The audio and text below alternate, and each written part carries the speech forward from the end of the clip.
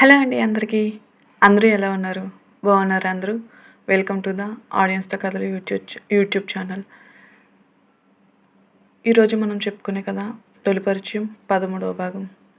ధరణి వెళ్ళిపోయిన తర్వాత ధరణి daughter of రాఘవర్మ నీకు ఈ గౌతమ్ నంద పెట్టే టార్చర్ ఎలా ఉంటుందో చూపిస్తా రేపటి నుంచి అని అనుకుంటాడు గౌతమ్. ధరణి తన సిస్టమ్ దగ్గర కూర్చుంటుంది.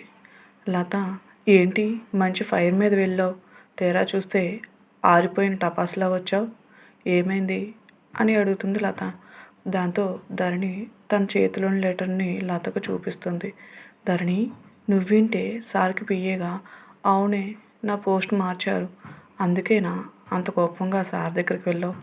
మరి ఇప్పుడు ఏం చేస్తావు నువ్వు? చేసేదేమీ లేదే, ఆయన చెప్పిన పని చేయాల్సిందే అంటూ ధరణి నీరసంగా కూర్చుంటుంది. అసలు ఏమైంది నాకు? నేనెందుకు అతన్ని ఏమీ చేయలేకపోతున్నాను అనుకుంటూ ఆలోచిస్తూ ఉంటుంది. అంతలో ఫోన్ మోగడంతో ఈ లోకంలోకి వస్తుంది ధరణి. ఫోన్పై పేరు చూడగానే చిరునవ్వు వస్తుంది.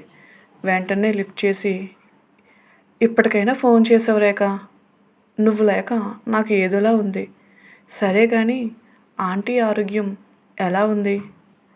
బాగున్నారా? అమ్మ బాగానే ఉంది ధరణి. మరి అంకుల్ అర్జెంటుగా రమ్మని ఫోన్ చేశారని చెప్పావు. పెళ్లి చూపులని ముందే చెప్తే నేను రానని నాన్న అమ్మకు ఆరోగ్యం బాగాలేదని చెప్పారు. ఏంటి, నీకు పెళ్లి చూపులా అని గట్టిగా మాట్లాడుతుంది.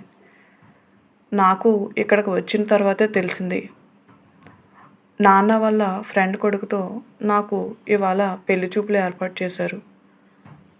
మరి నువ్వేం చేస్తావు అని అడుగుతుండగా, రేఖ రేఖ రెడీ అయ్యావా, అబ్బాయి వాళ్ళు వచ్చే టైం అయింది అంటూ లక్ష్మి గారు రేఖను పిలుస్తారు. నేను నీకు మిగతా విషయాలన్నీ తర్వాత చెప్తాను అని ఫోన్ పెట్టేస్తుంది రేఖ. ధరణి ఏంటి పెళ్లి చూపులు అంటున్నావు? అదేనే, ఈరోజు మన రేఖకు పెళ్లి చూపులంట. రేఖకు పెళ్లి చూపులా అంటూ సంజయ్ ఉన్నాడేమో అని చుట్టూ చూస్తుంది లత.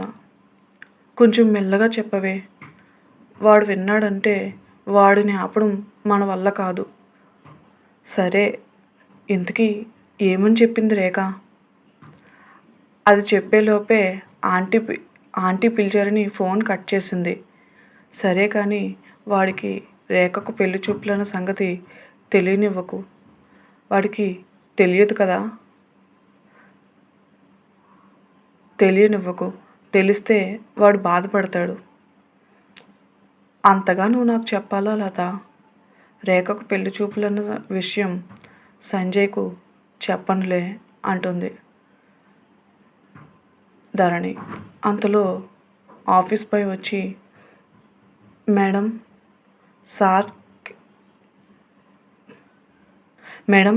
సార్ క్యాబిన్లో నేను మీకు టేబుల్ సెట్ చేశాను మేడం, మీరిక హ్యాపీగా వర్క్ చేసుకోవచ్చు అని చెబుతాడు. నా ముఖం ఆ క్యాబిన్లోకి వెళ్తే ఏదో సింహం బోన్లోకి వెళ్తున్నట్టు అనిపిస్తుంది నాకు. దేవుడా, ఏం చేయాలి? వాడి నుంచి నేను ఎలా తప్పించుకోవాలి అని అనుకుంటూ ఉంటుంది. మేడం ఏం ఆలోచిస్తున్నారు? సరే, నువ్వు వెళ్ళు, నేను నా థింగ్స్ తీసుకొని వస్తాను అంటుంది ధరణి. సరే మేడం అని ఆఫీస్ బాయ్ వెళ్ళిపోతాడు. ధరణి తన థింగ్స్ తీసుకొని గౌతమ్ క్యాబిన్లోకి వెళ్తుంది. సార్ అని పిలుస్తుంది. సరే వచ్చావా, నీ టేబుల్ దగ్గర కూర్చొని వర్క్ చేసుకో. మీకు ఇంకొక విషయం చెప్పాలి సార్. ఏంటది? నేను మీ క్యాబిన్లో వర్క్ చేయడం అంత బాగుండదు సార్. ఆఫీస్లో చూసే స్టాఫ్ అందరూ ఏవేవో ఊహించుకుంటారు. వాళ్ళు ఊహించుకుంటున్నారని ముందే నువ్వు ఊహించుకుంటున్నావా? అయినా నా మీద నాకు నమ్మకం ఉంది. నీ మీద నీకు నమ్మకం ఉంటే వర్క్ చేయి, లేకపోతే రిజైన్ చేయి. నేను చేయనని అనుకుంటున్నావు కదా, నా సిచ్యువేషన్తో ఆడుకుంటున్నాడు వీడు అని తనలో తాను అనుకుంటుంది ధరణి. పర్లేదు సార్, నేను వర్క్ చేస్తాను అంటూ ధరణి తన థింగ్స్ టేబుల్ దగ్గర సర్దుకొని వర్క్ చేస్తూ ఉంటుంది. గౌతమ్ కూడా తన వర్క్ తను చేసుకుంటూ ఉంటాడు. ధరణి తన చుట్టూ ఏం జరుగుతుందో గమనించుకోకుండా వర్క్ చేసుకుంటూ ఉంటుంది. అలా వర్క్ చేస్తూనే ధరణిని చూస్తూ ఉంటాడు గౌతమ్. దీనికి దగ్గర అవ్వాలన్న ఆలోచనలో సరిగ్గా చూడలేదు, కానీ పర్లేదు, ఇది కూడా అందగత్తే అనుకుంటాడు గౌతమ్.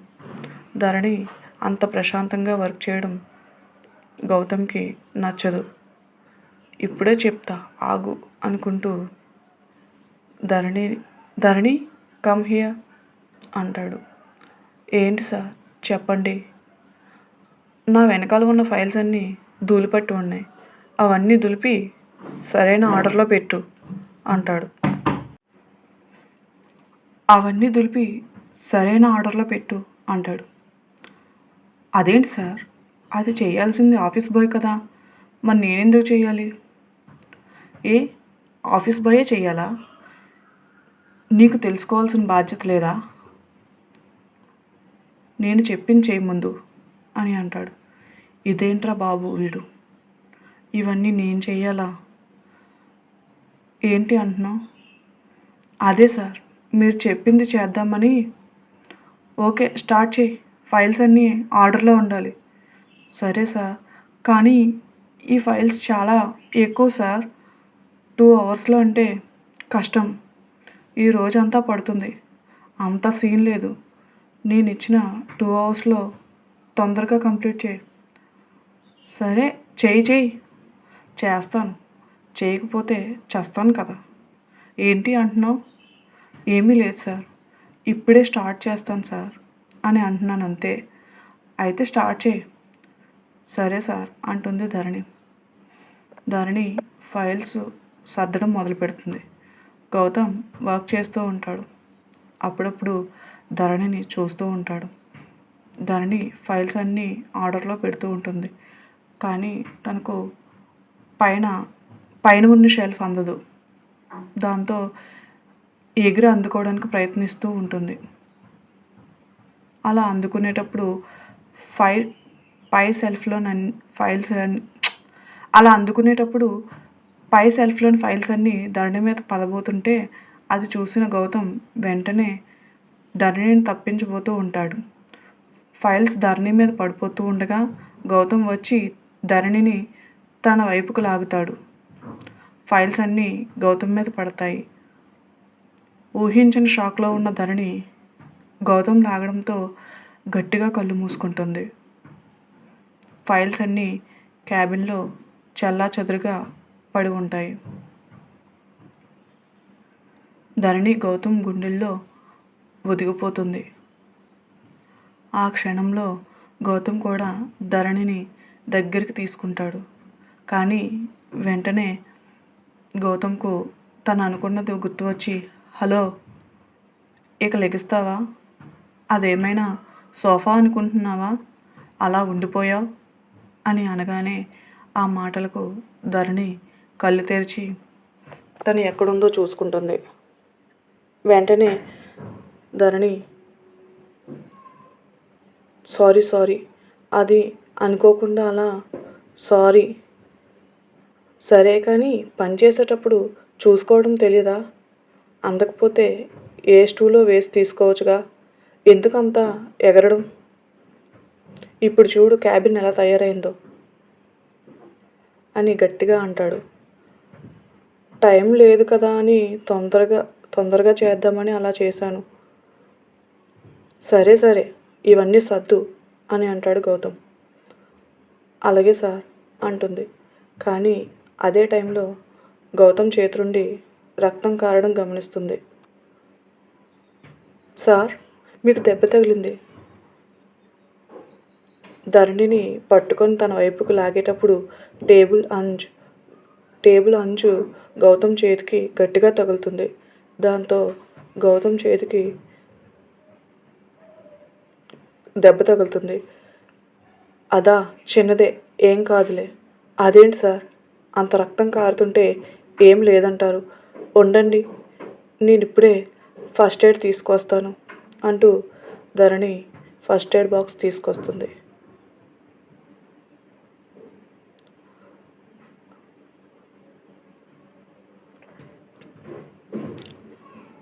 ధరణి గౌతమ్కి నిజంగానే దగ్గర అవుతుందా?